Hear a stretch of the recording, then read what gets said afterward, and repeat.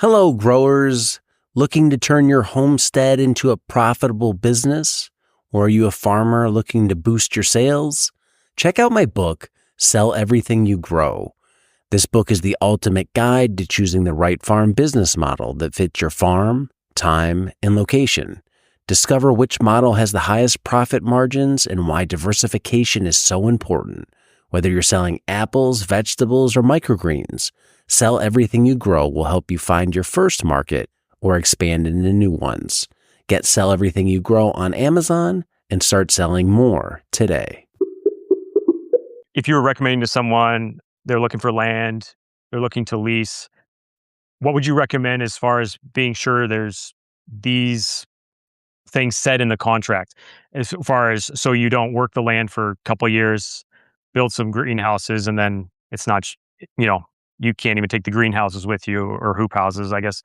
What would you recommend as far as contracts? I'm just curious with the lease. It sounds like it's Yeah, a no, great. It sounds absolutely. it sounds like a great option. And how did that work with you as far as contract goes? So it was a lot of just really real candid conversations with the owner. It was a lot of like, let's sit down, let's crack open a beer, and let's hash this out. Yeah, yeah, And talking about like, hey, if we build another greenhouse here, if I buy it, is that mine? Because if right, it is, I'm taking it with me if I ever leave. If right. not, if we're building a greenhouse and this is on your property, then we need to work out how this sort of works. Yeah, improvements to the property itself, to the infrastructure of the property that's not mobile, that sort of thing. Like, what is the expectation of that? Is it just this is a part of the lease and you're required to maintain it just in the same way that, you're somewhat required to keep up with a house if you're renting it? Mhm. Obviously, if there's a massive thing like the AC goes out or, there's a roof leak, you're not expected to repair that. That's all covered in your lease. And so in a lot of ways it's pretty standard. It's just more nuanced because we're working with farm properties. And so for the most part, yeah, it's like if it's stuck in the ground or it's, nailed to the building, so to speak, it's Right. not going anywhere. And that is a property investment. And if it is something that I do and that I invest into it, there's either, sort of carve outs for that. It's as far as in lease payments, or it's somehow you're building equity that you'll get back one way or another. And without getting into all the minutia of what our lease actually looks like. Right. But the Right, right, nice right. thing is I'm working with a landlord who really cares. He's not trying to turn a profit off of leasing this land to me, Right. and he's also not completely absent. Like, he wants to see us succeed, and he's continued to invest a little bit, from the very beginning in the actual business itself. Fantastic.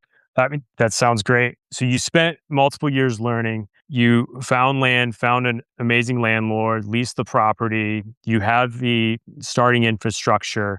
Now you're ready to go. Are you working by yourself? Do you have anybody working with you? What does that look like starting off? And what are you looking for as far as markets? Are you looking to start with multiple markets, one market? Yeah, so for the first, I mean, really, it's kind of always been just me. So we started in October 1st of 23 was when we sort of signed the lease, and the plan was, and what we actually executed was, we are going to kind of spend the fall and winter and early spring getting things ready so that come springtime when market season starts, we've got stuff that we're harvesting, we're selling, and we're off to the races. And so I was full time up until about that first market week, and that's when I was like, I have to have at least a day off to harvest to get ready for the market. Yeah, And no and kidding. so, Yeah. but for all of October, November, December, January, February, and yeah, I was, working full time at this other farm, driving 15, 20 minutes up the road, work in the dark. It's wintertime, there's not a lot of daylight left, just working, shaping beds, spending all day Saturday, half a day Sunday. And at the time, it was 45 minutes from where we were living. We now live on the farm. And so it was just building beds, shaping beds, getting things planted, reorienting the wash pack the way I think we should like it, repairing the broken high tunnel, covering with new plastic, those sort of things, and all in the preparation so that then for April of 24, we would hit the ground running with our first farmers market. And we were also, trying to put out feelers, trying to build some semblance of like on-farm sales, sort of quasi CSA membership thing, as well as trying to connect with a couple of restaurants. Today's episode is brought to you by Modern Grower, a proud retailer of the Sumi Soaker system. The Sumi Soaker system is an irrigation game changer. It offers multiple advantages for market gardeners. Even gentle watering without dry spots common with wobblers. The system is lightweight and portable, so you can use it with quick rotation crops. It's low maintenance with no parts to break or clog. It's versatile. You can use it for direct seeding, transplants, and cover crops. And it's very cost effective compared to overhead options. And maybe one of its best and most unique features is it can put down water in a rectangular pattern, which is very different than rotating sprinklers that leave circular patterns, often with dry corners and overwatered centers. If you want to learn more about the Sumi Soaker system, use the link below or visit us at shop.moderngrower.co.